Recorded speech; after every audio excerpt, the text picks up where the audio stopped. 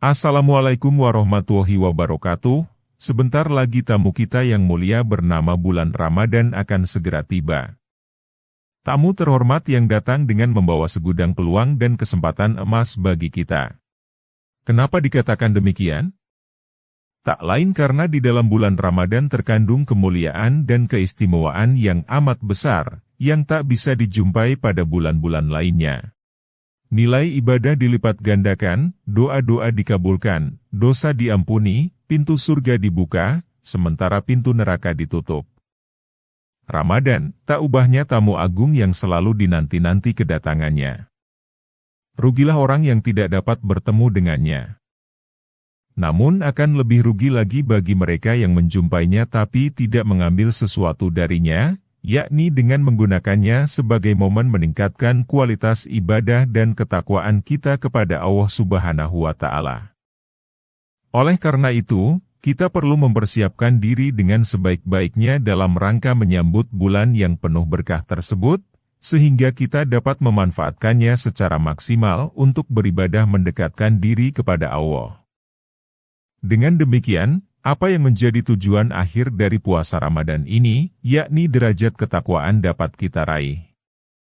Untuk itulah, Rasulullah Shallallahu Alaihi Wasallam tak lupa berpesan kepada umatnya ketika bulan Ramadan datang, sebagaimana hadits yang diriwayatkan An-Nasai dari Abu Hurairah.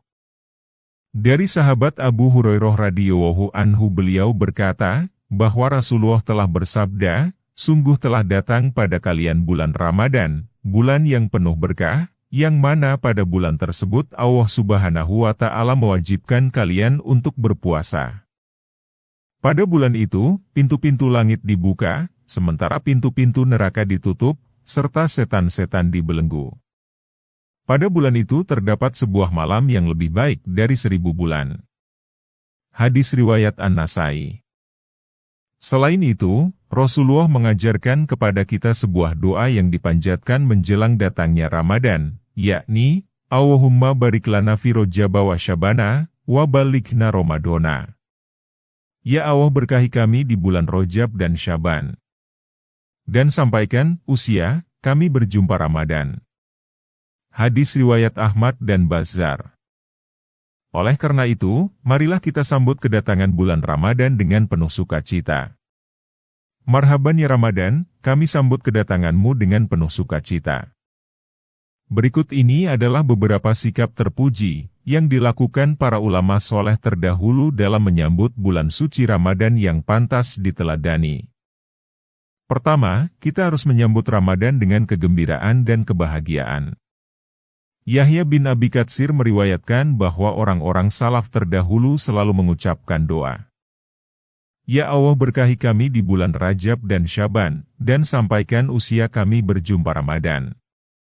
Seolah mereka juga memohon, Ya Allah, sampaikanlah aku dengan selamat ke Ramadan, selamatkan Ramadan untukku dan selamatkan aku hingga selesai Ramadan.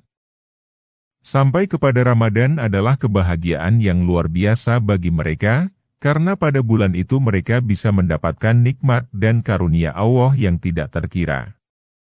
Tidak mengherankan jika kemudian Rasulullah Shallallahu Alaihi Wasallam dan para sahabat menyambut Ramadan dengan senyum dan tahmid, dan melepas kepergian Ramadan dengan tangis.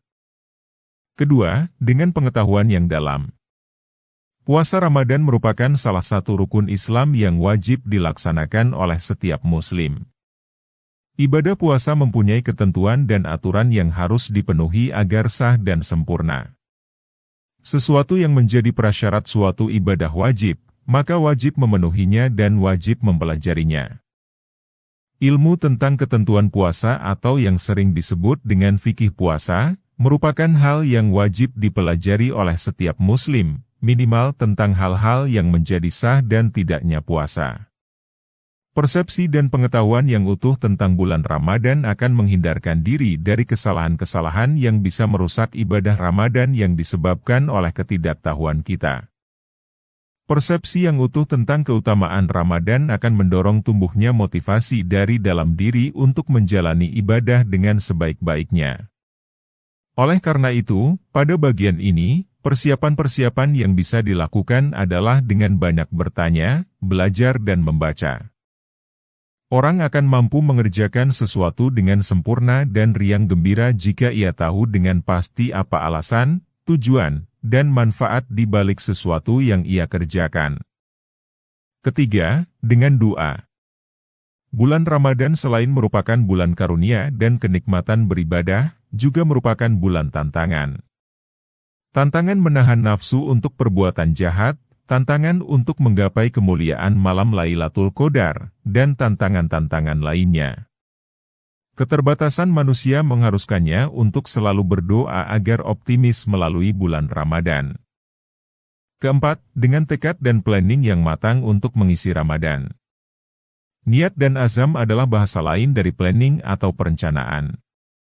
Orang-orang soleh terdahulu selalu merencanakan pengisian bulan Ramadan dengan cermat dan optimis. Berapa kali kita akan menghatamkan membaca Al-Quran, berapa kali sholat malam, berapa kita akan bersedekah dan memberi makan orang berpuasa, berapa kali kita menghadiri pengajian dan membaca buku agama. Itulah planning yang benar mengisi Ramadan, bukan hanya sekadar memplanning atau merencanakan menu makan dan pakaian kita untuk Ramadan, tapi lebih diarahkan ke perencanaan yang matang untuk meningkatkan kualitas ibadah kita di bulan Ramadan. Kelima, persiapan ruh dan jasad. Rasulullah Shallallahu Alaihi Wasallam dan orang-orang syolih tidak pernah menyia-nyiakan keutamaan Ramadan sedikitpun. Rasulullah dan para sahabat memperbanyak puasa dan bersedekah pada bulan Syaban sebagai latihan sekaligus tanda kegembiraan menyambut datangnya Ramadan. Anas bin Malik radhiyallahu an berkata, ketika kaum muslimin memasuki bulan Syaban, mereka sibuk membaca Al-Quran dan mengeluarkan zakat mal untuk membantu fakir miskin yang berpuasa. Dengan mengondisikan diri pada bulan Syakban untuk berpuasa, bersedekah dan memperbanyak ibadah, kondisi ruhiyah akan meningkat, dan tubuh akan terlatih berpuasa dengan kondisi seperti ini.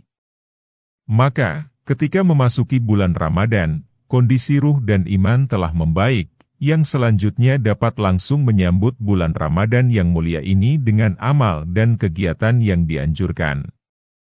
Di sisi lain, tidak akan terjadi lagi gejolak fisik dan proses penyesuaian yang kadang-kadang dirasakan oleh orang-orang yang pertama kali berpuasa, seperti lemas, demam, dan sebagainya.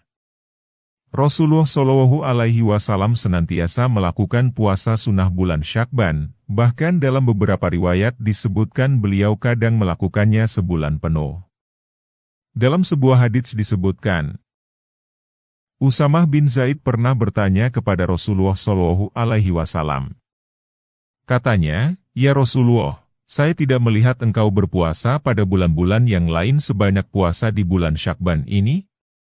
Beliau menjawab, "Itulah bulan yang dilupakan orang, antara Rajab dan Ramadan, bulan ditingkatkannya amal perbuatan kepada Allah Rabbul Alamin. Dan aku ingin amalku diangkat sedang aku dalam keadaan berpuasa." Hadis riwayat An-Nasai. Keenam, persiapan materi. Kemudian yang harus kita perhatikan menyongsong bulan Ramadan adalah persiapan finansial atau materi. Persiapan materi di sini tidak dimaksudkan untuk membeli kebutuhan berbuka dan sahur yang mewah dan mahal bahkan kadang terkesan berlebihan. Tapi finansial atau materi yang diperuntukkan untuk menopang ibadah sedekah dan infak kita. Bulan Ramadan merupakan bulan muasah, bulan santunan, pelipur lara.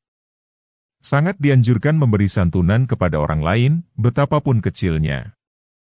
Pahala yang sangat besar akan didapat manakala ia memberi kepada orang lain yang berpuasa, sekalipun sekedar sebiji kurma dan seteguk air. Kedermawanan Rasulullah Shallallahu Alaihi Wasallam pada bulan Ramadan sangat besar.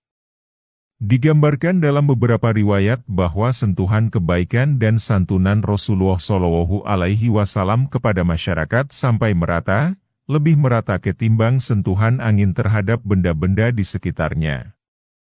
Demikianlah ulasan yang dapat kami sampaikan, semoga kiranya kita memperoleh rahmat, hidayat serta kekuatan untuk dapat mempersiapkan diri secara maksimal, menyongsong datangnya bulan Ramadan besok.